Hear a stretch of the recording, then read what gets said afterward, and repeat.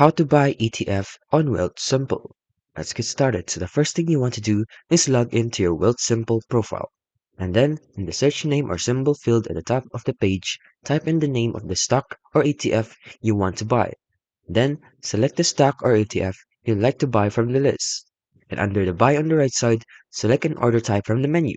Then fill out the required fields for the order type, and then choose the account to buy the stock or ETFs in, and then select the review, and then you want to confirm your purchase by selecting submit. And then lastly, you'll see an order submitted, so message confirming your order was complete.